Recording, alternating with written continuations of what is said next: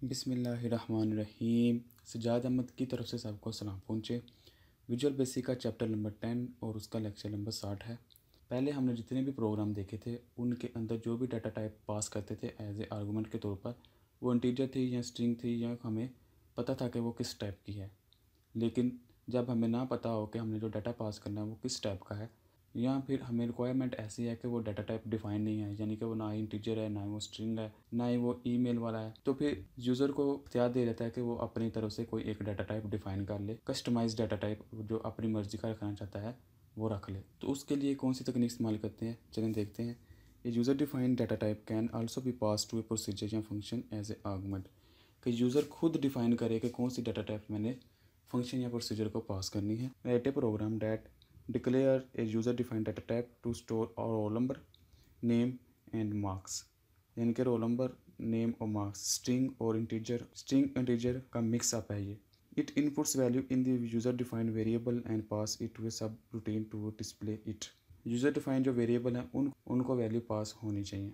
वैसे ही फॉर्म बनाया, उसके ऊपर बटन लगाया और उसके जनरल सेक्शन को छोड़ के पहले हम नीचे आते हैं। जो मेन विंडो है यहाँ आएगा प्रोग्राम, पहले यूज़र एग्जीक्यूट होगा, पहले देखेगा dim R as R E C आप जिस तरह कह लें कि यूज़र डिफाइन का एक डाटा टाइप है, आर एक वेरिएबल है, लेकिन यहाँ अरे है जो भी है और उसकी एक डाटा टाइप है जिसका नाम आर ई सी है। ना ये इंटीजर है, ना ये स्ट्रिंग है, ना ये कोई और है, ना ये फ्लोट है। तो ये एक यूज़र डिफाइन डाटा टाइप है जिसका नाम आर ई सी है। ये आर ई सी क्या है हम आगे मज़ीद इसको देखेंगे। जैसे ही आर ई सी लिखा जाएगा तो वो देखेगा कि आर ई सी टाइप का मेरे अंदर कोई डाटा टाइप मौजूद है या नहीं। जनरल सेक्शन से वो शुरू करेगा और देखेगा कि आर ई सी उसको एक डाटा टाइप मिल जाएगी। R E C data type के अंदर क्या क्या चीज़ें अवेलेबल हैं, उसमें है roll number R N O as integer type का, नेम एज स्ट्रिंग और मार्क्स एज इंटीजर। यानी कि एक तरह का आप कह लें कि पैक बना के उसने रख दिया कि जिसके अंदर मुख्तलिफ चीज़ें अवेलेबल हैं, यानी कि इस तरह उसने एक डाटा टाइप बना के रख दी। तो जैसे ही मेन विंडो के अंदर dim R as R E C का डिक्लेयर होगा तो वो यहाँ से पिक कर लेगा कि मेरे पास कौन सी डाटा टाइप है, आर ई सी ये वाली है और इसके अंदर क्या क्या अवेलेबल है, ये चीज़ें अवेलेबल हैं। यानी कि जहाँ भी इसको कॉल किया जाएगा तो ये चीज़ें एक्सेसिबल होंगी। 1 2 3 क्या करेगा, आर डॉट रोल नंबर, यानी कि आर के अंदर जो आर ई सी हमने इधर डिक्लेयर किया, ये आर रोल नंबर, ये भी उसको एक्सेस है, ये भी इसको एक्सेस है, ये भी इसको एक्सेस है। तो आर डॉट रोल नंबर उसके अंदर क्या आ जाएगा, इनपुट बॉक्स के ज़रिए पहले रोल नंबर लेगा, फिर इनपुट बॉक्स के लिए उसका नाम लेगा और उसको नेम में स्टोर कर देगा आर डॉट नेम के ज़रिए। फिर इनपुट बॉक्स के ज़रिए मार्क्स लेगा, उसको स्टोर करेगा आर डॉट मार्क्स के ज़रिए। यानी कि आर एक वेरिएबल है और किस डाटा टाइप का है वो इसके अंदर डिफाइन किया गया, क्योंकि ये सब कुछ यहाँ से एक्सेस हो रहा है। सब चीज़ें आर के अंदर आ गई तो फिर उसने कॉल किया किसको, डिस्प्ले को, जो कि प्रोसीजर है, और उसको ये आर पास कर दिया इधर।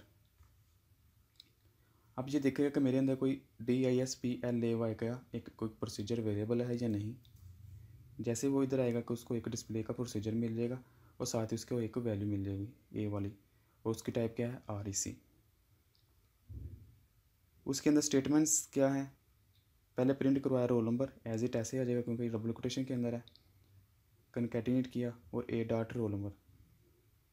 ए का क्या मतलब है, ए का मतलब ये है जो वैल्यू इधर से आ रही है, ये वाली, ये और ये, और डॉट लगा के हम इनके अंदर जो इंडिविजुअल वैल्यू स्टोर की गई थी, ये वाली उनको एक्सेस करते हैं। यानी कि ए डॉट ये रोल नंबर, ए डॉट नेम और ए डॉट मार्क्स, इनको एक्सेस करने के बाद इनको प्रिंट करवाया तो इसका आउटपुट इस तरह कुछ आएगा, रोल नंबर 1 उस्मान खलील और marks 100। Thank you for watching. अल्लाह हाफिज़। अगर कोई क्वेश्चन है कंप्यूटर साइंस के मुतल्लिक़ वो पूछे, दिए गए क्विज़ के आंसर कमेंट्स करें, चैनल को सब्सक्राइब करें और इस वीडियो को अपनी क्लास वालों के साथ शेयर करें।